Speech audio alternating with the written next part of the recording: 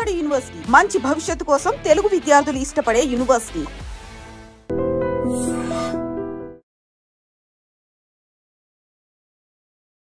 నమస్తే, welcome back to IT media. నేను మీ Jhansi. Green card కావాలి అనుకున్నప్పుడు, యుఎస్ వెళ్ళాలి, అక్కడే సెటిల్ అవ్వాలి అనుకున్నప్పుడు చాలా ప్రాసెస్ అయితే మనం చేస్తూ ఉంటాము. అందులో one of the thing I-140 process. మరి ఇది ఎలా చేయాలి, దీనికి రెగ్యులేషన్స్ ఏంటి, ఇప్పుడు తెలుసుకుందాం. ప్రస్తుతం అంతా ఉన్నారు ఇమిగ్రేషన్ అడ్వకేట్ పృథ్వీ గారు. నమస్తే సార్. నమస్తే sir. What is the process of I-140? అసలు ఏంటిది? చాలా మందికి అవేర్నెస్ లేదు. వాట్ ఈస్ I-140 అండ్ దానికి ఎలా మనం ఈ ప్రాసెస్ అంతా నడిపించాలి? I-140 is something called permanent residency in US. అక్కడ permanent job కోసం వెళ్ళే ప్రక్రియ. And by that it's we call it is green card, acquiring green card గురించి జరిగేటువంటి ఒక పద్ధతి అని చెప్పచ్చు. దీని 3 steps కింద చెప్పచ్చు అమ్మా. First step and second step is the company employer step.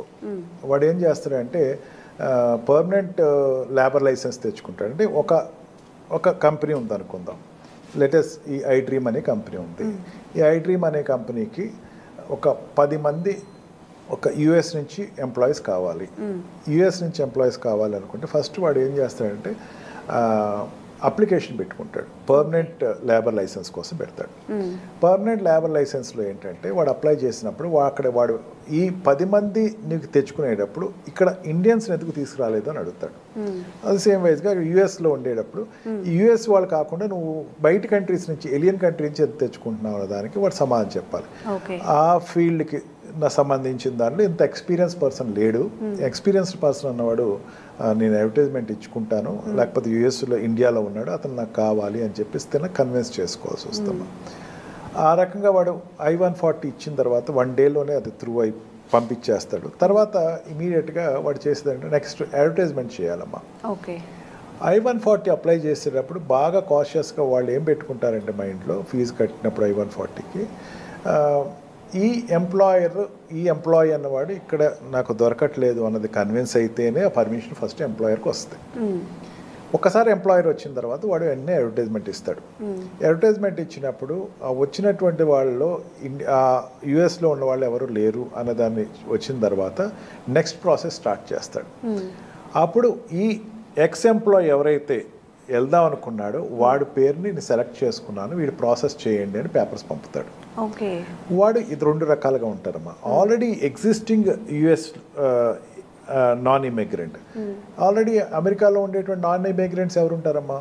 F1 వీసాలో కానీ, B2 వీసాలో కానీ, లేకపోతే F1 వీసాలో కానీ, లేకపోతే H1B వీసాలో ఉన్న వాళ్ళు ఉంటారు. F1 వీసా వాళ్ళు ఉండరండి, స్టూడెంట్ వీసాలో దీంట్లో ఉండరు. H1B వీసాలో కానీ, F1 వీసాలో కానీ, B2 వీసాలో కానీ, డిపెండెంట్ వీసాలో ఉన్న వాళ్ళు కానీ వీళ్ళు ఉంటారు అక్కడ. E2 వీసాలో కానీ వీళ్ళకి అప్లై చేసేటప్పుడు పలానా వాడు ఉన్నాడు, అమెరికాలోనే ఉన్నాడు, పలానా వాడిని ఎక్స్ అనేటువంటి వ్యక్తిని, ఆ సుబ్బారావు వెంకటయ్యనో నేను తీసుకుందాం అనుకుంటున్నాను, అతన్ని నేను అప్లై చేద్దాం అనుకుంటున్నాను అని చెప్పిన తర్వాత అక్కడ ఉన్న వాళ్ళని సర్వీస్ ఎక్స్టెన్షన్ అంటారమ్మా. అంటే వాళ్ళకి ఎక్స్టెన్షన్ సర్వీసెస్. అంటే ఆల్రెడీ H1B నుంచి పర్మనెంట్ రెసిడెన్సీ వస్తుంది. అదే కాకుండా ఇండియా నుంచి ఎవరైనా తెచ్చుకుంటున్నాను ఇట్లాగా దీనికోసం అని చెప్పేసరికి వాడికి ఇంటర్వ్యూ కండక్ట్ చేస్తారన్నమాట. వాడికి మన వీసా ప్రాసెస్ ద్వారానే వెళ్తారు. వీసా ప్రాసెస్లో వెళ్ళినప్పుడు వాడిని అడిగే క్వశ్చన్స్ వాడిని అడుగుతారు. అదంతా అయిపోయిన తర్వాత వాడు 485 డాక్యుమెంట్, వాడు I-485 డాక్యుమెంట్ వాడు సబ్మిట్ చేస్తాడు. అంటే తన గురించి చెప్పుకుంటే వాడు అప్లికేషన్ ఇస్తాడు అన్నమాట.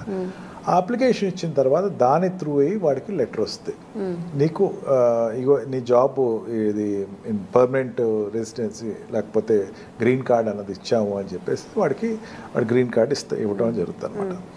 ఆ గ్రీన్ కార్డ్ వచ్చిన తర్వాత ఒక 5 years నుంచి 10 years మధ్యలో వాడు పర్మనెంట్ సిటిజన్షిప్కి అప్లై చేసుకుంటాడు. అంటే from H1B visa or L1 visa or what we called E3 or E2 or ఈ వీసాస్ నుంచి మధ్యలో సిటిజన్షిప్కి అప్లై అయ్యేటప్పుడు మధ్యలో ఒక ట్రాన్స్ పీరియడే గ్రీన్ కార్డ్ అమ్మ. ఆ గ్రీన్ కార్డ్కి అప్లై చేసుకుని ఆ గ్రీన్ కార్డ్లో వాడు he will first get the permanent residentship. ఎందుకంటే పర్మనెంట్ ఎంప్లాయ్మెంట్ వచ్చింది కదా, పర్మనెంట్ లేబర్ లైసెన్స్ తెచ్చుకున్నాడు కదా, పర్మనెంట్ లేబర్ లైసెన్స్ ఎంప్లాయర్ ద్వారా తెచ్చుకున్నాడు కదా, ఎంప్లాయర్ తీసుకొచ్చిన పర్మనెంట్ లేబర్లో వాళ్ళు ఈ వ్యక్తిని నేను ఇక్కడ పర్మనెంట్గా జాబ్ పెట్టదలుచుకున్నాను అని పర్మిషన్ తెచ్చుకున్నాడు. అంటే ఇట్ ఈస్ నథింగ్ బట్ వాడు రిటైర్మెంట్ అయ్యే వరకు అక్కడ వర్క్ చేసుకోవచ్చు. ఆ అప్లికేషన్ ద్వారా ఈ వ్యక్తి, ఈ సుబ్బయ్య అనేవాడు, వెంకయ్య అనేవాడు అక్కడ he will be able to continue his period for remaining period. Okay. జనరల్గా ఏంటంటే ఈ ప్రాసెస్ చెప్పడం వాళ్ళు చాలా చెప్పేదంటే అంతా 6 monthsలో అయిపోద్ది అంటారు. కానీ కంపెనీ దగ్గర అప్లై చేసిన తర్వాత ప్రేమ్ అంటారమ్మా, అంటే పర్మనెంట్ లేబర్ లైసెన్స్ తెచ్చుకునేటప్పుడు ప్రేమ్ అంటుందని. ఆ ప్రేమ్ తెచ్చుకునేటప్పుడు ఆ కంపెనీ ఖచ్చితంగా చెప్పగలగాలి, ఎస్ నాకు ఈ లేబర్ లైసెన్స్ పలానా ఇంతమంది వ్యక్తులు కావాలి, 10 మంది ఎంప్లాయ్మెంట్ కావాలి, ఐ డ్రీమ్కి 10 మంది ఎంప్లాయీస్ కావాలి, వీళ్ళు యూఎస్లో ఉన్నారు, లేకపోతే వీళ్ళు యుగాండాలో ఉన్నారు, లేకపోతే వీళ్ళు లండన్లో ఉన్నారు చెప్పగలగాలి. అది త్రూ అయితేనే కానీ ఈ సుబ్బయ్య వెంకయ్య అనేవాడు అక్కడ రెసిడెన్సీ తెచ్చుకోవడానికి అవ్వదు. మోస్ట్లీ ఏంటంటే H1B వీసా వాళ్ళు, L1 వీసా వాళ్ళు, ఈ వీసాలో ఉన్న వాళ్ళు మాత్రమే ఇది అప్లై చేసుకుంటారు. Otherwise if at all that requirement అనేది ఇండియాలో ఉన్న కూడా వాళ్ళు తీసుకుంటారు అన్నమాట. దీనిలో delay of taking the country అనుకుంటే కనుక ఇండియాకి చైనాకి నుంచి తీసుకునేటప్పుడు మాత్రం కొంచెం డిలే అవుతుందమ్మా. Unlike other countries, some specific countries, కొన్ని స్పెసిఫిక్ కంట్రీస్లో అయితే వితిన్ మంత్స్లో అయిపోతుంది. ఇండియా నుంచి వాళ్ళు సెలెక్ట్ చేసుకునేటప్పుడు, ఎందుకంటే జనాభా ఎక్కువ మంది అక్కడ ఉన్నారు, వాళ్ళు అందరికీ ఇచ్చేసారనుకోండి, ప్రతి వాడికి వీసా గ్రీన్ కార్డ్ వచ్చేస్తుంది. అందుకని వాళ్ళకి కొంచెం లేట్ అవుతుంది. It will take 1 or 2 years పడుతుంది. మీరు లోపల 1 year లోపల వచ్చేవాడు ఉంటుంది. It depends upon the paper working of this people. Immigrant lawyer యొక్క రోల్ చాలా ఎక్కువ ఉంటుంది అమ్మ అక్కడ, ఎందుకంటే డాక్యుమెంటేషన్ అంతా అతనే చేస్తాడు.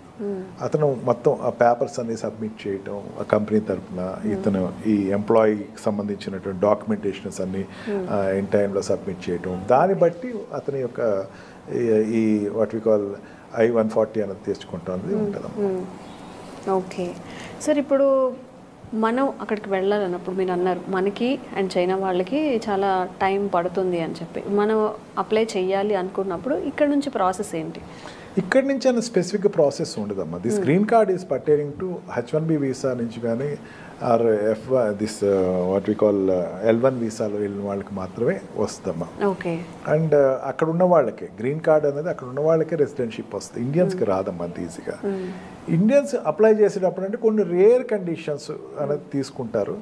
రేర్ కండిషన్స్లో ఒక రేర్గా తీసుకునేవాడు ఉంటారు. దాంట్లో దట్ ఆ కంపెనీ సాటిస్ఫై చేయగలగాలి.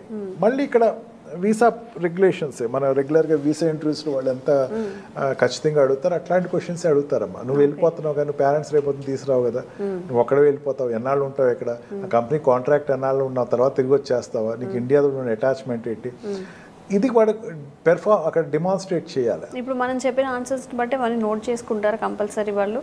మళ్ళీ మనం మన పేరెంట్స్ని తీసుకెళ్తామన్నా లేకపోతే ఇంకొంచెం ఎక్స్టెండ్ చేసుకుంటామన్నా they won't give, no doubt వాళ్ళు ఎవరు. ఇంకా ఓకే, ఫస్ట్ ఏంటంటే you have to create that, నేను అక్కడ జాబ్ వాడు అడిగాడు ఇస్తున్నాను, ఐ హ్యావ్ టు వెరిఫై అనేది చెప్పాలి. అండ్ కంపెనీ అనేది జనరల్గా ఇక్కడ మారుతున్నట్టు కంపెనీస్ మారనని చెప్పాలి. He has to satisfy that board, immigration బోర్డ్ని వాడు సాటిస్ఫై చేయాలి ఫస్ట్, వీసా బోర్డ్ని సాటిస్ఫై చేయాలి, ఆ తర్వాతే వాళ్ళకి వస్తుంది. Generally this H1B, I mean, sorry, this I-140 will be only for the Indians who are residing in America. Okay.